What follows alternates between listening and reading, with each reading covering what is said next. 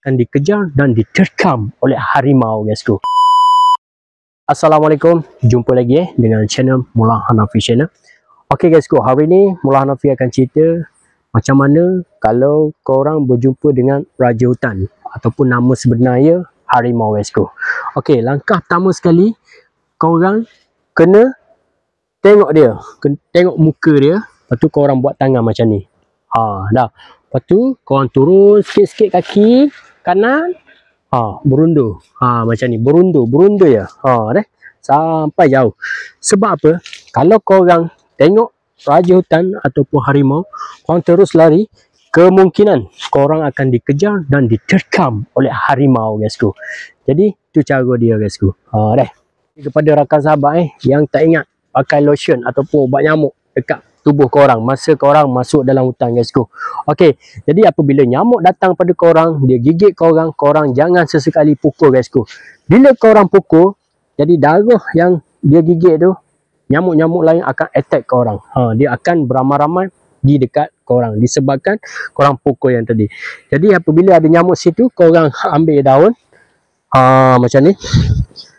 Kejap Langkah pertama sekali korang kena potonglah daun, ikut daun apa-apa pun untuk halau nyamuk. Macam ni. Nampak? Ni cara dia. Sebab apa, guysku? Kalau korang tak buat macam ni, bila nyamuk attack kat tubuh korang, dia gigit korang, dia sedut darah korang, korang pukul, jadi darah tu nyamuk-nyamuk lain akan attack korang. Dia beramai-ramai datang tempat korang tadi. Sebab nyamuk. Jadi apabila nyamuk ada tu, korang just halau macam tu, guysku. Jangan sesekali pukul. Apa kita tak digalakkan ataupun tak disarankan membawa telur sebagai sumber makanan di dalam hutan, guysku, saat kita menjelajahi hutan? Adakah sebab makhluk halus, guysku?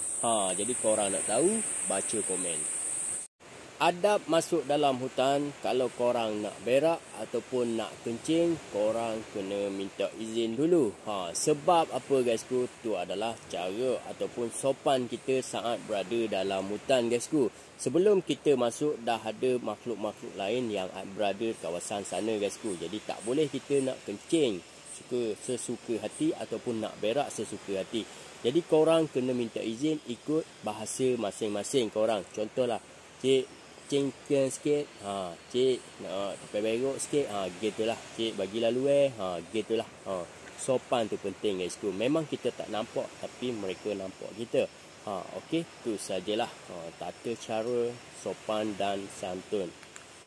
Okey, guysku, hari ni Mullah Hanafi cerita pasal kenapa kita tak boleh nak berak sesuka hati, nak kencing sesuka hati dekat ataupun di dalam hutan saat kita berada dalam hutan. Sebab apa, guys? Kita perlu minta izin sebelum kita nak berok, sebelum kita nak kencing, guysku. Sebab apa?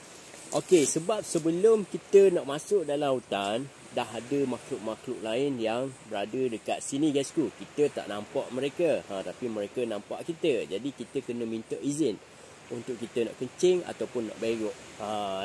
Salah satu contoh, contohlah korang